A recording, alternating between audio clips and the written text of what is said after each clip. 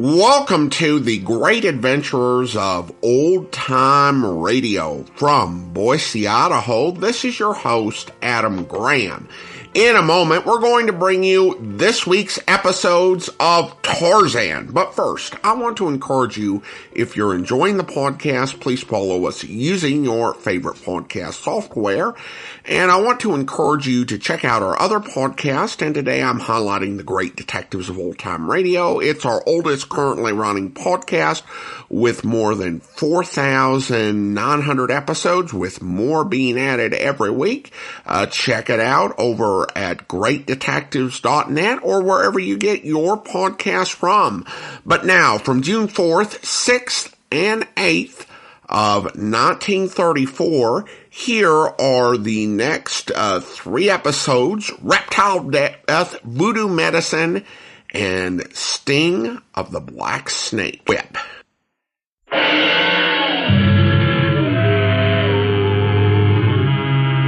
Tarzan and the Diamond of Asher.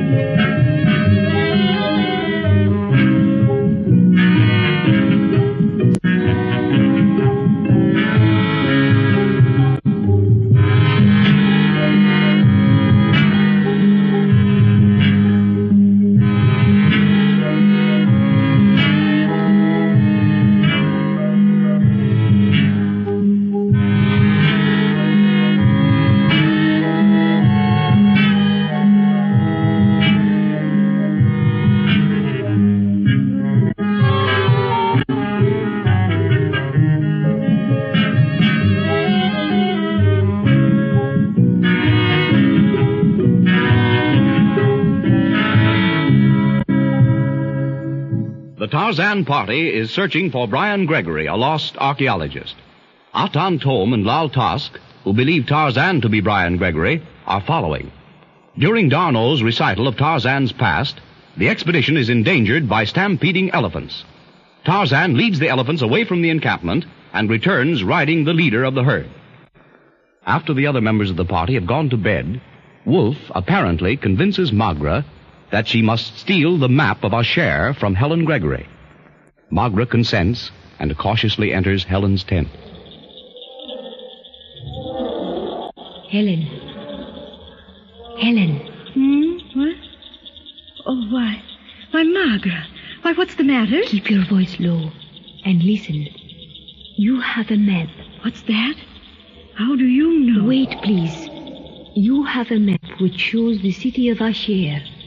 You must not keep that paper or in your tent. Why, what do you know of the map? Who told you? Never mind who. It is enough that I know of it. And if I know, there may be others who know. You must give this map to Tarzan if you wish to preserve it. And keep yourself out of danger. What? Myself out of danger? Oh, why, who would want to harm me out here in the jungle? Please, Helen. Do as I say. But suppose I gave this map to Tarzan. Wouldn't that be placing him in this danger? Danger to Tarzan? Danger to a man who kills lions with a knife? Who makes elephants obey his commands? Well, I suppose you're right, but still I don't see. I ask you to trust me, Helen. You must give this map to Tarzan. Well, all right, have it your own way. I will. And you will give it to him in the presence of us all? Yes, I'll do that too, if you insist. One thing more. It is better I do not appear in this. You will not mention my name. Very well. It's all a deep mystery to me, but if it'll make you sleep easier, I'll do as you say. Now do go to bed.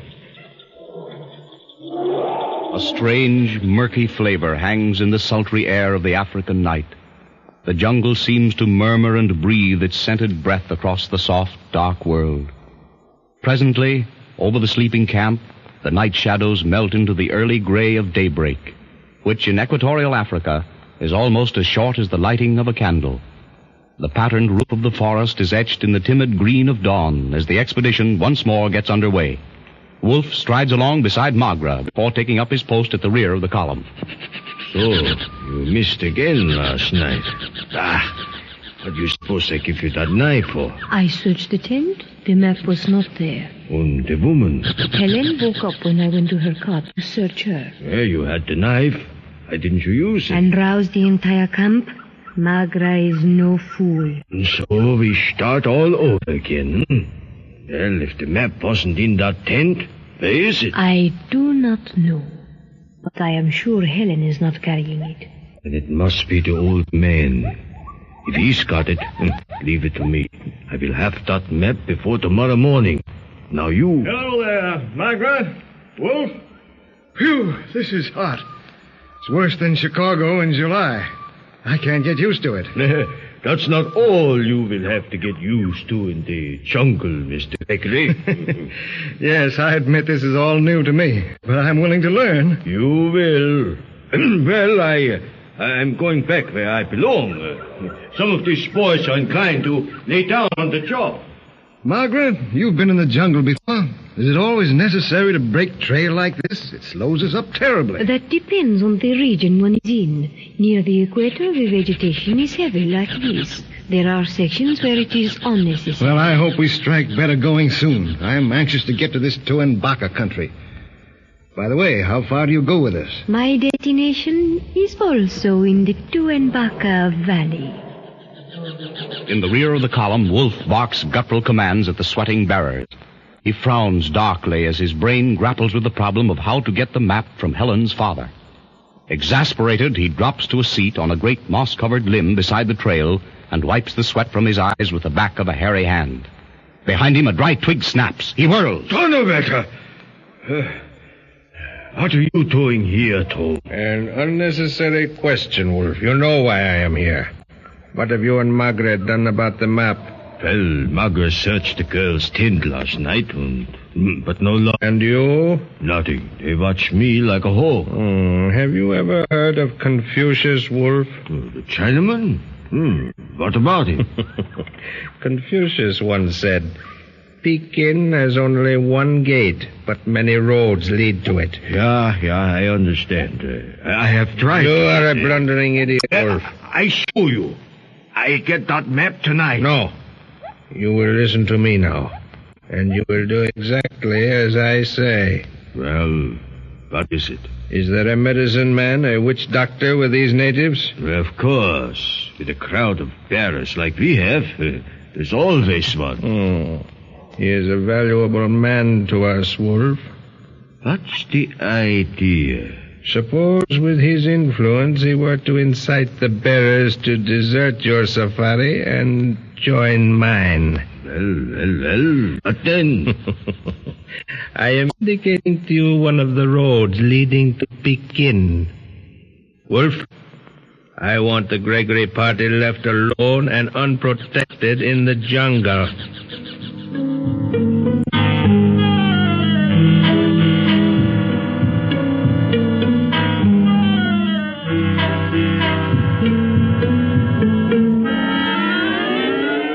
This river we're coming to, Tarzan, do we cross? Tomorrow, yes. I've been to the river. It is full of crocodiles. Gimla won't attack us, but keep the natives away from the water. Jawohl. Seems to be some excitement among the natives. I hope we're not going to have another such experience as we had our first night out. No, they're probably getting ready to hold a ceremony in honor of the river god. It's a thing. Yeah, that's nothing on a long safari. What kind of ceremony, Wolfe? Oh, just one of their heathen mumbo-chumbos. It's supposed to drive the crocodiles away. I have seen it often, Mr. Gregory. It is interesting. Another beautiful jungle night. After a square meal like that, anything looks beautiful. Yes, even the boys. But look at them. What are they doing around the big fire? They seem to be putting on some sort of ceremonial garb. Look at that old fellow wearing the horned headdress and prancing around like an Apache chief. That is the witch doctor, Monsieur Gregory. He has more influence with the natives of his tribe than even their head chief. Oh, yes, I know. Among our Indians at home, the medicine man is a very important person. In the jungle, the witch doctor is a sub-chief. But as Darno says, his influence is great.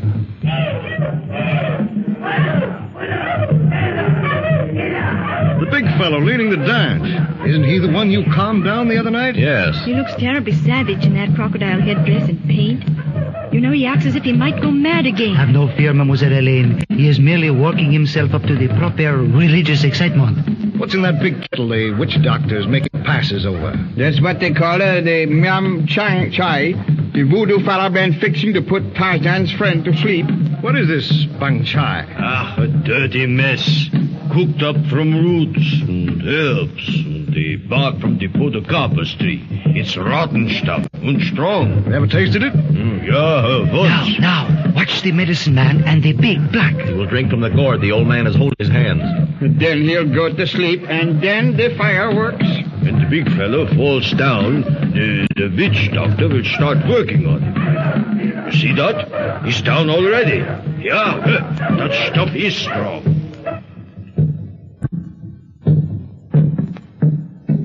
Those drums, oh, so weird. They make my blood run cold.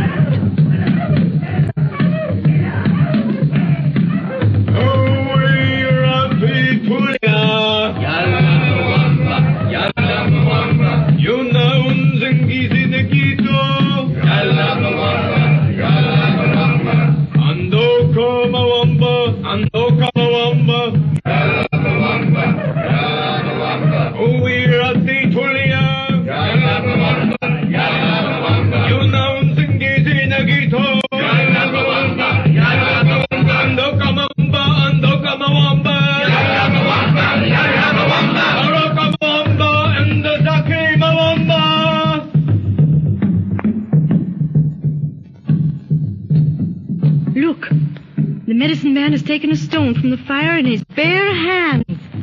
Why, he's putting it on the big fellow's chest. He doesn't even seem to feel it. He does not feel it, Mr. Gregory. Magra, that's it.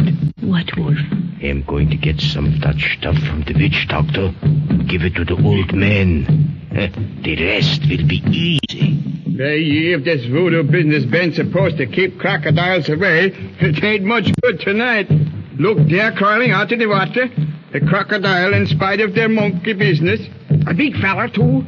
Just a minute, they get my gun and they fix it. Come back here, Larson. Larson pays no attention to Tarzan's warning. As the hunter approaches, the crocodile stops, faces the hunter. A bull-like roar issues from its wide throat. To get closer and assure himself of a better aim in the dark, the Swede leaps over a boulder in his path. Lighting, he slips and falls. The rifle flies from his hands. His head strikes the stone. Dazed, he slumps to the ground. With a rush, the great saurian, saw-toothed jaws open and slavering, closes in on its helpless victim. In one lightning-like movement, Tarzan leaps to his feet and hurls himself to the air. He slips and falls directly in the path of the approaching reptile. That fool, Tarzan. Somebody help them. They will both be killed. With a mighty bound, Tarzan hurls himself through the air to land directly in front of the charging crocodile. Foam-flecked jaws open wide and snap shut with a sickening crunch. Like lightning, the ape-man leaps aside. His powerful hands flash out, clamping themselves like iron bands about the jaws. The huge saurian's bloodshot eyes roll in mad agony. Its giant tail lashes furiously. Every muscle in its long body strains vainly to break the death grip of this man-thing. Slowly, relentlessly, Tarzan twists and bends the mammoth head aside and back. Back! Behind him, the ape-man's friends watch in spellbound silence. Tarzan's feet grip the ground. Under his glistening skin, the muscles stand out like steel cables. He gathers himself for a supreme effort. One terrific, twisting lunge. Like a fusillade of pistol shots, the crocodile's vertebrae crack sharply. Out of Tarzan's hand, the monster slips to the ground, lifeless.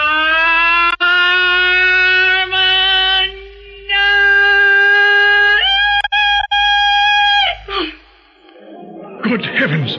He broke that thing's neck. The strength of 10 giants. Look, now he picks Larson up just like a baby. Wolfe, calm those boys down and get them back to their quarters. Yeah, Wolfe.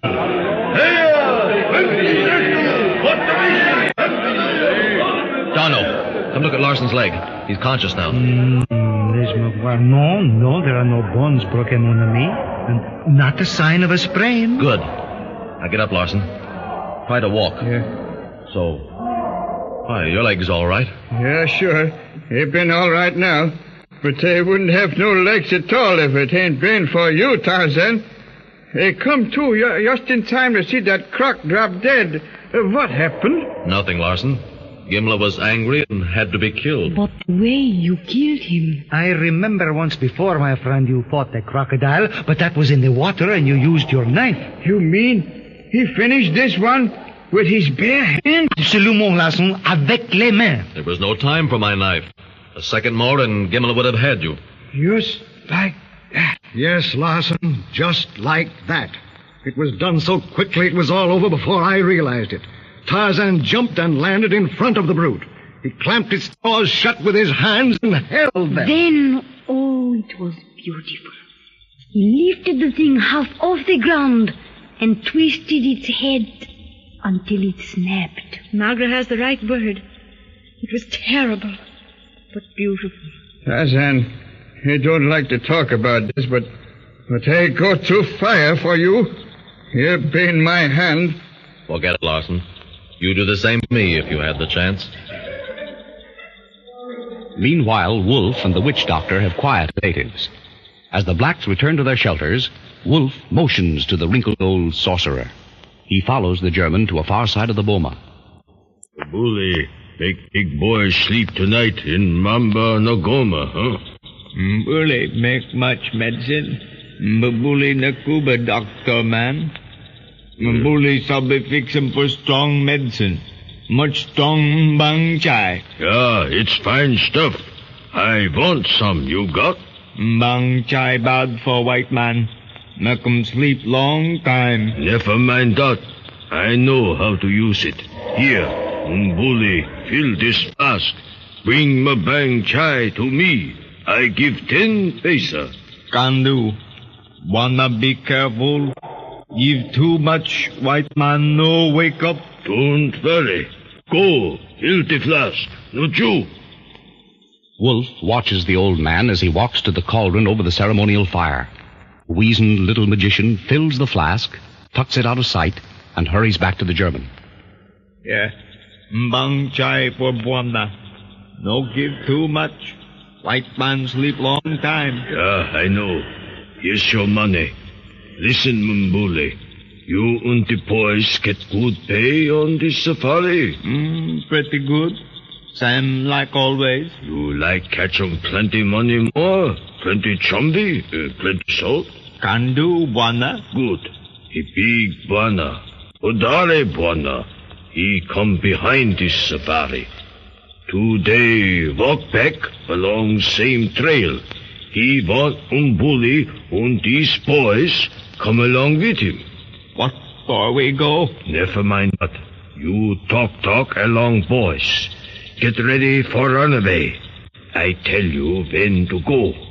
Then you take all supplies, all chakula. It all belong to you. Umbuli sabi? Umbuli sabi. When you get back there with that rich Hotali Puani safari, you get plenty whiskey. You like? Yeah, Umbuli like. Good, the Jemahiyo. We go now. No, nein. Not till I talk you. And remember, no fighting, no killing. You and the boys just disappear in the jungle.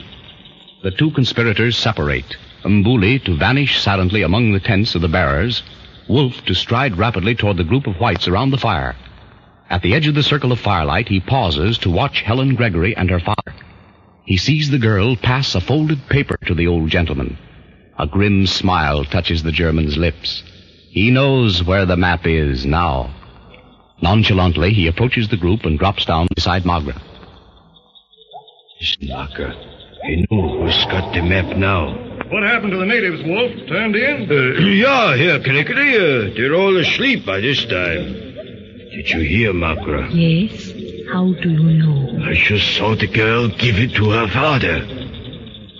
Well, how are you going to get it? Oh, I won't hurt him at all. He'll just go to sleep and I get what I want. Asleep? What do you mean? I mean, well, never mind what I mean. But the old man won't be harmed. If he is Wolfe, Tarzan will kill you. Don't worry. Nothing will happen to him. But I'll have that map.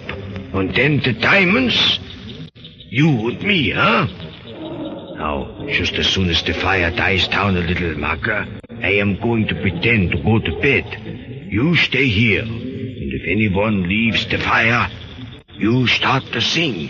Understand? I understand. Meanwhile, back in the Tome Safari, the Atan makes clear his plans to Lal Task and explains to him what his duties will be in carrying them out. Lal Task will soon have the opportunity to get the action he has been longing for. How so, Atan? We shall fill Gregory's blacks with strong drink. They will be told the members of the Gregory Safari are children of the devil possessed of evil spirits. Do you begin to understand, huh? Lal Task is not without imagination. When the blacks have been aroused to the proper pitch of madness, the Atan will place himself at their head and lead them out to capture the Gregorys and their friends. Right, my friend, in every detail except one. Lal Task perhaps does not understand. I see that you do not exactly. You shall lead the blacks. And the Atan, where will he be? I? I shall be with the witch doctor in the rear, directing the arrangements, yes. I am to trust myself to a crowd of drink-crazed blacks? No, Atan Tome. Lead your own mad army. So. You have forgotten Sidi Belabas, Baghdad, where I saved your worthless life from the English who were about to shoot you as a spy, eh? Why, you unbelieving dog! You owe your life to me 100 times over. Enough, master. Lal Task leads the attack. Better. Much better. I am glad to see you so eager to serve me, Lal Task, and share in the riches I share. Oh, you are a brave man. In the Gregory camp, the flames of the campfires are burning low. Larson is recounting, for the benefit of Mr. Gregory, one of his jungle exploits. Tarzan sits watching the Swede, a half-smile playing over his features as he listens. A few feet away, Helen and Darno are comparing notes on the Frenchman's beloved Paris. Wolfe's keen eyes note how wholly the two groups are engrossed in their own conversations. Slowly he backs out of the light circle. Once in the deep shadow, he moves quickly to Gregory's tent. He takes down the canteen, empties into it the contents of a flask, and hangs it back. A few quick strides, and he is in his own tent. From the corners of her eyes, Magra has closely followed the German's every move. She rises casually and walks away into the shadows. Then quickly, noiselessly, to Wolfe's tent. She lifts the canteen from its hook. A few steps, and she has reached Gregory's shelter. Here she removes the poisoned canteen, exchanges it for Wolfe's untainted one, and, returning to the German's tent, hangs the poison-filled bag on its hook. Next morning, Larson comes from his tent and calls to Tarzan. Tarzan? Yes, Larson, what is it? Something been wrong with the Dutchman? Something wrong? What do you mean? He's asleep. I can't wake him up. You can't wake him up. Sure. He's generally the first run up in the morning. Now he been sleeping like a buffalo, and I can't wake him up. Oh, no. Wait, Tarzan. He seemed to be all right last night, Larson. Yeah, sure. He was sound asleep when I turned in. What is it, Tarzan? Wolfe. Larson says he can't wake him up. We'll have a look at him and see what's wrong. Come on. Oh, a touch of fever, perhaps, and maybe too much quinine. A little fever couldn't knock that fella out. He's been in the jungle too long. Look, there he is on his cot, spread out like a wet blanket. He did not remove his clothing last night, huh? He sure been dead to the world. Wolfe. Wake up. Attendez, Tarzan. Let me have a look at him. You see? His eyes look as if he had taken something to make him sleep. Oh, Larson, go to the cook tent and bring me some vinegar or a lemon, huh? Yeah, sure, Lieutenant. This looks narcotic of some kind, Tarzan. Quinine doesn't act that way. No, but it do. It is something much stronger. A different action entirely. Here being the vinegar, Lieutenant. Merci, Larson. Now, that canteen and the tin cup. Yeah, sure. Then, if I could get my arm under here... That water isn't clear, Darno. Here, let me taste it. Here, you try it. Tell me what you think. Sakai, that fool has been drinking native mbang chai. And it's strong. So that's it, eh? No wonder I couldn't wake him up. Give me your canteen, Larson, and empty this one, huh? Yeah, sure. Now, if we can get this down his throat... Here, it will... I'll lift him up. Nom d'un chien! I cannot get his jaws apart. Wait a minute. I'll pry them apart with my knife blade. Now. That bane froth on his mouth, Lieutenant. Yes, the vinegar counteracts the narcotic. Once more, Tarzan. Right. A little more. So. Now, Larson, we will get him on his feet and walk him around outside. Now, let me handle him, Darno. No. You go back to the others and explain matters. We will have him in good shape in no time. Come, Larson. Yeah, sure. What's the trouble, Tarzan? Wolf sick? Nothing serious, Gregory. Anything I can do? No, we'll take care of him. Let me have him, Darno. Larson and I will walk him around. You go with Gregory. Voudre. Just keep him walking and he will come out of it presently. Come, Monsieur Gregory, our friend Wolfe. What's the matter, Dad? What's wrong with Wolfe? Tarzan and Darno say it's nothing serious. Oh, vraiment, Mademoiselle Helene. You will be all right in a few moments. Do not worry yourself. Perhaps only a touch of fever, no? No, Mademoiselle Magra, au contraire. Fever does not affect one in that way.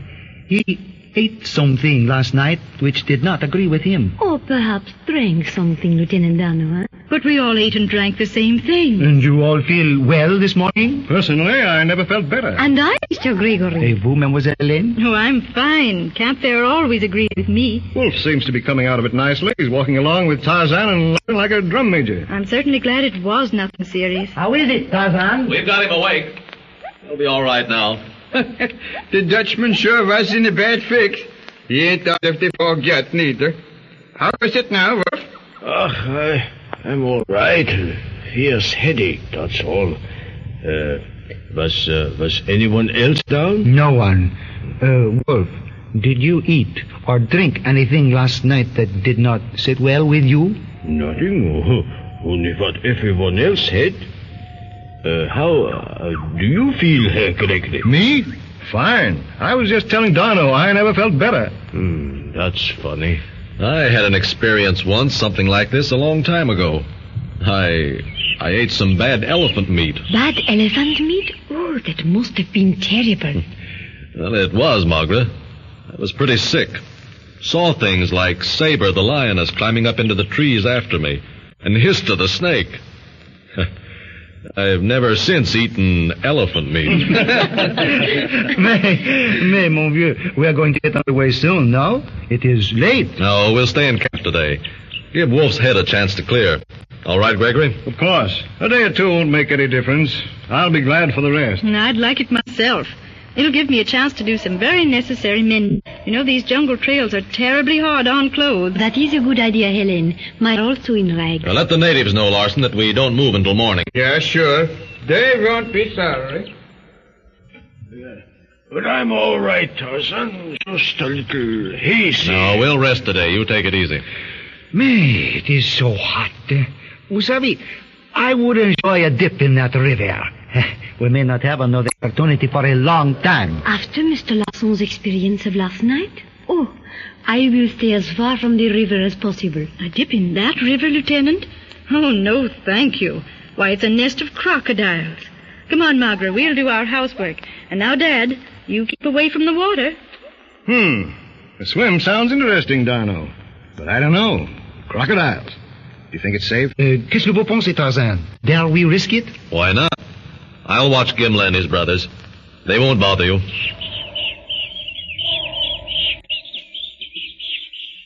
The early rays of the sun splintered the gray waters of the river into silver spikes as Tarzan, Darno, and Gregory slip off for a plunge in its cool depths. Lawson, after relaying Tarzan's orders to the natives, follows the three men, and despite his experience of the night before, joins them on the bank. He starts unlacing his heavy shoes.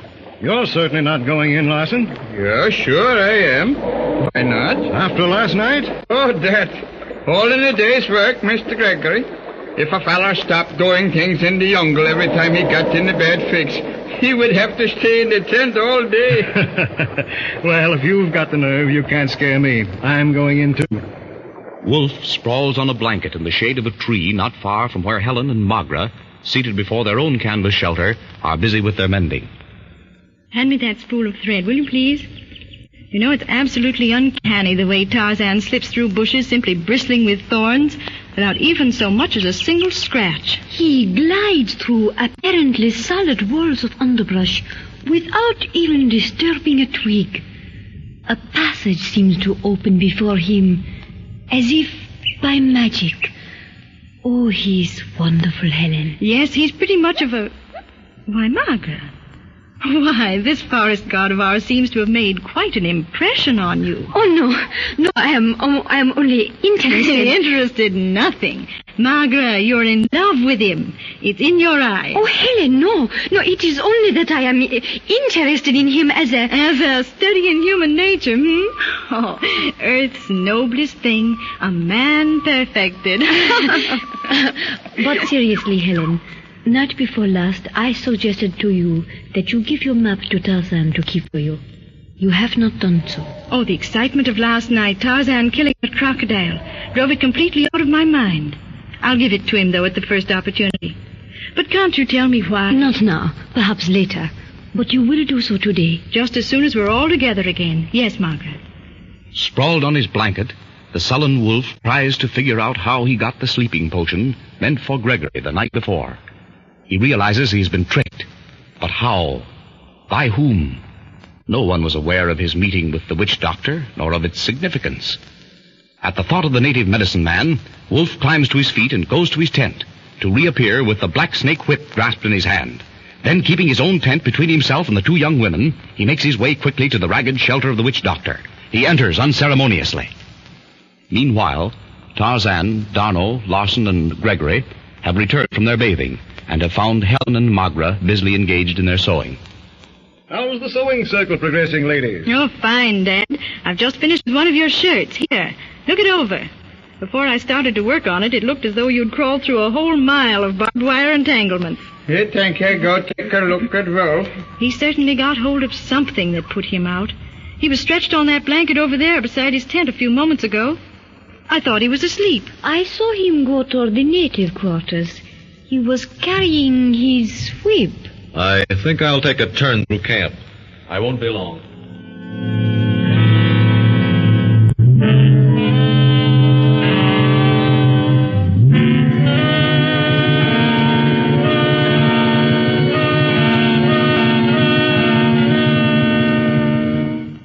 You tell me, bully, who got that stuff from you last night, or I drag it out of you with this whip. Bully no sabe. No one take that one. Then it was you black devil. You put that rotten stuff in my canteen. No, Bwana.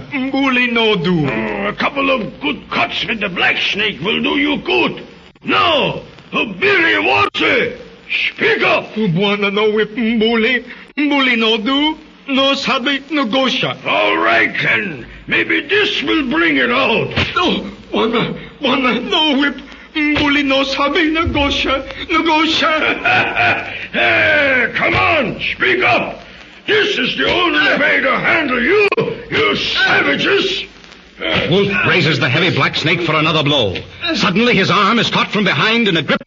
Like a helpless child, he spun around to look into the grim, cold eyes of Tarzan.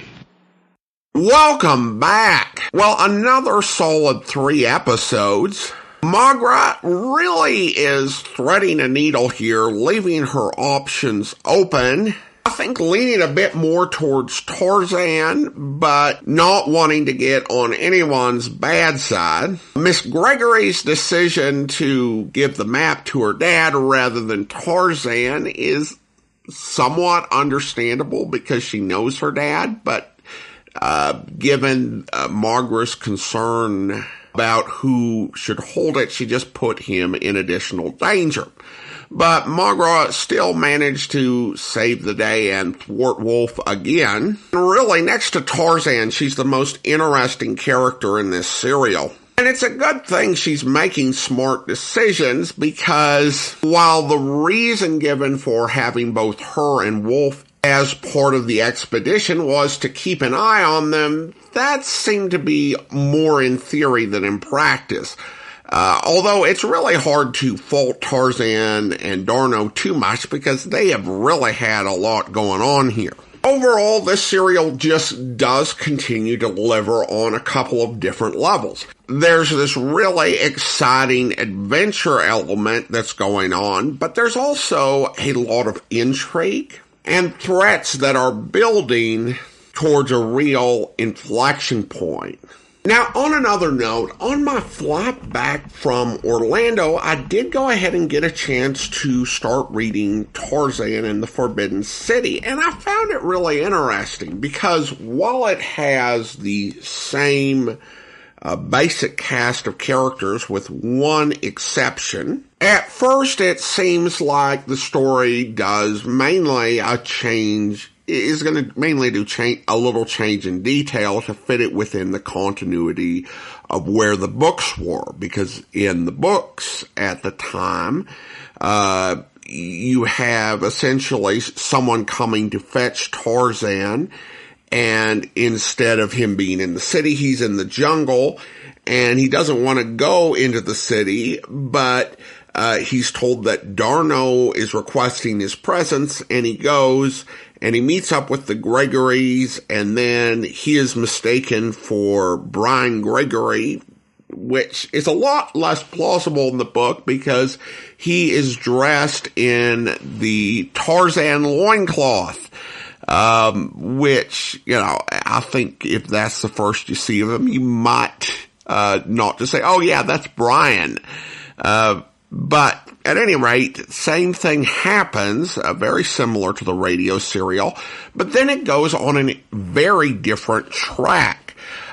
In the book, Tome kidnaps Miss Gregory and tries to get the map. Wolfe actually is able to extract money from both Tome and Mr. Gregory, and is playing both sides. He got around, I think it was 2,000 pounds from each, which in 1938, at the time the book was published, was quite a chunk of money.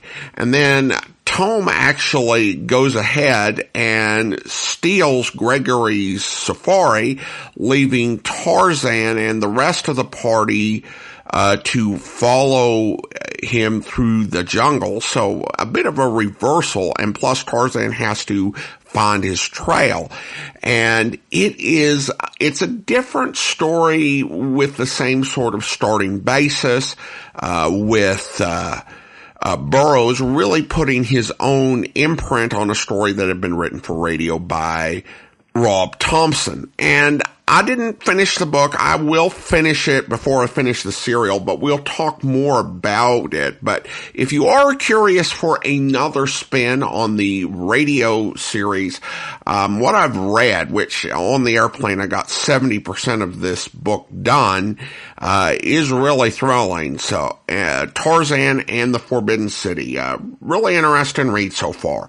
All right, well now it's time to thank our Patreon supporter of the day. And I want to thank Tanya, Patreon supporter since August 2024, currently supporting the podcast at the secret agent level of $4 or more per month. Thank you so much for your support, Tanya. And that will do it for today. If you're enjoying the podcast, please follow us using your favorite podcast software. And if you're enjoying the podcast on YouTube, be sure to like the video, subscribe to the channel, and mark the notification bell. We will be back next Tuesday with the next installment in this serial, but join us back here on Saturday for first episode of Counterspy. In the meantime, do send your comments to box13@greatdetectives.net. From Boise, Idaho, this is your host, Adam Graham, signing off.